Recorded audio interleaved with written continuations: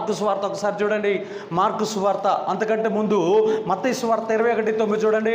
మత్తయి సువార్త 21:9, మత్తయి సువార్త 21:9, మత్తయి సువార్త 21:9, మత్తయి సువార్త 21:9, మత్తయి సువార్త 21:9 చూడండి. జన సమూహములలో ఆయనకి ముందుగా వెళ్ళుచుండిన వారు, వెనక వచ్చుచుండిన వారు, దావీదు కుమారునికి జయము, ప్రభు పేరిట వచ్చువాడు స్తుతింపబడును గాక, సర్వోన్నతమైన స్థలములలో జయము అని కేకలు వేయుచుండిరి. జయము అను పదముకు మూల భాషలో భాషాంతరము హోసన్నా. హోసన్నా చెప్పండి. సర్వోన్నతమైన స్థలములలో జయము, దేవుడు పేరిట వచ్చుచున్న వానికి జయము కలుగునుగాక, దేవుని పేరిట వచ్చువానికి, దేవుడి పేరిట వచ్చువాడు స్తుతింపబడునుగాక. సమరయానండి, సమరయాలండి, సమరియా, గలిలయ, తర్వాత సమరియా, గలిలయ, బెత్లెహేము, ఆ తర్వాత కైసరు, ఆ తర్వాత బెతూయేలు, అనేక దగ్గర మొత్తాన్ని ఆ దేశంలో ఉన్న అన్ని మండలాలు, జిల్లాలు, రాష్ట్రాలు, ఊర్లు అన్నిటిని దుమ్ము దులిపాడు.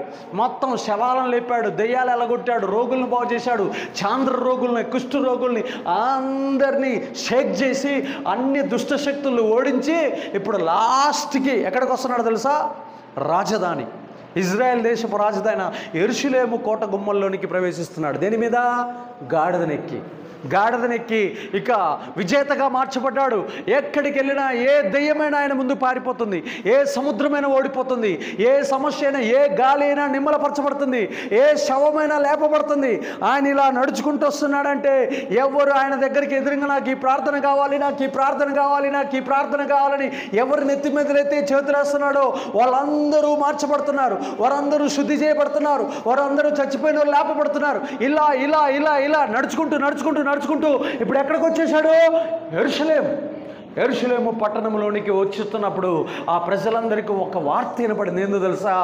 దేవాతి దేవుడు, రక్షకుడు మన ఊరికి రాబోతున్నాడు. సృష్టికర్త అయినటువంటి దేవుడు మానవ రూపాన్ని ధరించుకున్నటువంటి ఆ మనుషుడు, దావీదు కుమారుడైన యేసు ప్రభువారు మన ప్రాంతానికి వస్తున్నాడని చెప్పి ఆయన గురించిన సమాచారం విన్నటువంటి ప్రజలు ఆయనకి దుప్పట్లు, కార్పెట్లు పంచుతూ పరుచుకుంటూ ఆ ఈత మండలతో ఆ పండగ జరుపుకుంటూ హోసన్నా జయం, గట్టిగా చెప్పాలి, హోసన్నా జయం అనండి. హోసన్నా జయము, హోసన్నా జయము, హోసన్నా జయము జయము, హోసన్నా జయము జయము. ప్రభు పేరిట వచ్చువాడు స్తుతించబడునుగాక, ప్రభు నామములో వచ్చువాడు స్తుతించబడునుగాక, సర్వలోకాలలో ఉన్న దయ్యాలను, దురాత్మలను ఓడించిన వాడు స్తుతింపబడునుగాక. మానవ రూపాన్ని ధరించుకొని వస్తున్నటువంటి మహనీయుడు మా పట్టణంలోకి వస్తున్నందుకు జయము జయము జయము కలుగునుగాక. హల్లెలూయా. అలాగా యేసు ప్రభువారు ఏమైపోయాడంటే అలాగా ఆ పట్టణంలోనికి ప్రవేశించాడు. ఎక్కడికి ప్రవేశించాడు? ఇప్పుడు మీరు అందరూ నా గురించి పోయి చెప్తారు, మా పాస్టర్ను ప్రార్థన చేస్తే ఆ కార్యం జరుగుద్ది, ఈ కార్యం జరుగుద్ది. మీరు చెప్పారు కాబట్టి అక్కడ నాకు రెస్పెక్ట్ ఉంటుంది. మీరు చెప్పకుండా నేను పోతే ఎవడరా నువ్వు అంటారు. అర్థమైందా? మీరు చెప్తే నాకు అక్కడ రెస్పెక్ట్ ఎలా ఉంటుంది? మా పాస్టర్ని ప్రార్థన చేస్తే కార్యం జరుగుతుందని మీరు చెప్పారు అనుకో, అప్పుడు వాళ్ళని ఎలా రిసీవ్ చేసుకుంటారు? అయ్యా రాయ్యా రాయ్యా రాయ్యా అన్నాడు. అలాగా ఎవరు చెప్తున్నారు తెలుసా? యెరూషలేములోకి వచ్చి ఆ యెరూషలేము చుట్టుపక్కల ఉన్న జిల్లాలు, మండలాలు వాళ్ళందరూ వచ్చి ఆ పట్టణంలో బంధువులు ఉంటారు కదా, ఆ బంధువులు చెబుతున్నారు, మా ఊర్లో ఒక ఆయన ఉన్నాడండి, లాజరును లేపాడు, నాయుడు కుమార్తెను లేపాడు, ఒక శతాధిపతి యొక్క కుమార్తెను లేపాడు. అబ్బబ్బబ్బబ్బా, ఏం అద్భుతాలు! కళ్ళు పుట్టి గుడ్డివాడి కళ్ళు తెరుస్తున్నాడండి, పక్షవాయం కలిగిన వాడిని లేపేస్తున్నాడు, చాంద్ర రోగిని, మూర్ఛ రోగం కలిగిన వాడిని లేపుతున్నాడు, గాలిని గద్దిస్తున్నాడు, సముద్రం మీద నడుస్తున్నాడు, శవాలను లేపుతున్నాడు, దెయ్యాలను తరిమి కొడుతున్నాడు, బట్టలు లేని వాడికి బట్టలు కడుతున్నాడు. ఇంకా అసలు మానవునికి ఇది తక్కువ అంటే దాన్ని ఇస్తున్నాడు. చెవిటి వాడికి చెవులు వినబడుతున్నాయి, కళ్ళు లేని వాడికి కళ్ళు వస్తున్నాయి, మూగవాడికి మాటలు వస్తున్నాయి, కుంటివాడు చెంగున నడుస్తున్నాడు. అసలు ఇక అద్భుతాలండి అని చెప్తున్నప్పుడు ఆ పట్టణం మొత్తం ఆయన కోసం ఎదురు చూస్తున్నా. అయ్యా, మా పట్టణంలో కూడా దెయ్యాలు ఉన్నాయా, మా పట్టణంలో కూడా రోగాలు ఉన్నాయా, మా పట్టణంలో కూడా సమస్యలు ఉన్నాయా, నువ్వు రా రా రా, హోసన్నా జయమే, హోసన్నా జయం. మీరు మార్కు సువార్త 1వ అధ్యాయం చదివితే చచ్చిపోతారండి. ఆ ఒక్క మాట చదువుకొని ముగించుకుందాం. చదవండి ఒకసారి మార్కు సువార్త 1వ అధ్యాయం చూడండి. అసలు యేసు ప్రభువారు ఏ కార్యాలు చేశాడో మీకు ఉంటుంది. మార్కు సువార్త నాకు బైబిల్లో అత్యంత ఇష్టమైన అధ్యాయం అదే. మార్కు సువార్త 1వ అధ్యాయం. మార్కు సువార్త 1 తీసారా? మార్కు సువార్త 1:22 చూడండి. మార్కు సువార్త 1వ అధ్యాయం 22. ఆయన శాస్త్రుల వలె కాక అధికారం గల వాని వలె వారికి బోధించడం గనుక వారు ఆయన బోధకు ఆశ్చర్యపడి, ఆ సమయమున వారి సమాజ మందిరంలో అపవిత్రాత్మ పట్టిన మనుషుడు ఒకడు ఉండెను. వాడు నజరేయుడగు యేసు, మాతో నీకేమి, మమ్మను నశింపజేయడానికి వచ్చితివా? నీవెవడవో నాకు తెలియను, నీవు దేవుడు పరిశుద్ధుడు అని కేకలు వేసెను. అందుకే యేసు ఊరకుండుము, వాడిని విడిచిపోమ్మని దానిని గద్దింపగా ఆ అపవిత్రాత్మ వాడిని విలవిల్లాడించి పెద్ద కేకలు వేసి వాడిని విడిచిపోయాను.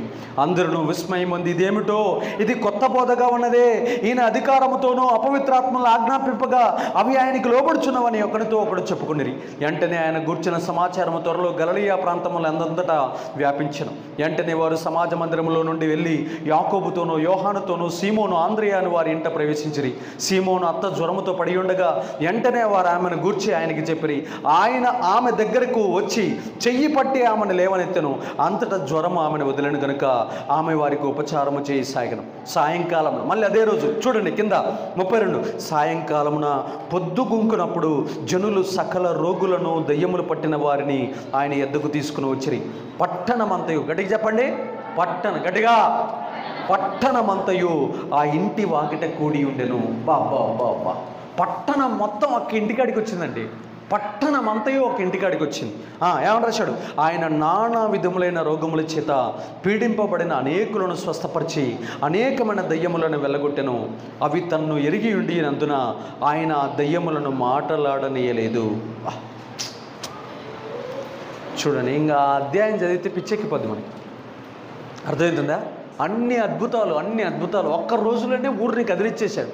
అలాగ దయ్యాలను, రోగాలను, మంత్రాలను, గుడ్డితనాన్ని, చెవిటితనాన్ని, మూగతనాన్ని మొత్తాన్ని శుభ్రం చేసి వదిలిపెట్టాడు. ఇప్పుడు మళ్ళీ యోహాను సువార్త 14:12 ఏమంటాడో తెలుసా? నా యందు విశ్వాసం ఉంచువాడు నాకంటే గొప్ప కార్యాలు చేస్తాడు. గట్టి చెప్పండి. ఇప్పుడు ఆయన అవన్నీ కార్యాలు చేశాడా చేయలేదా? ఇప్పుడు మళ్ళీ యోహాను సువార్త 12:14 ఎలా ఉంటున్నాడు తెలుసా?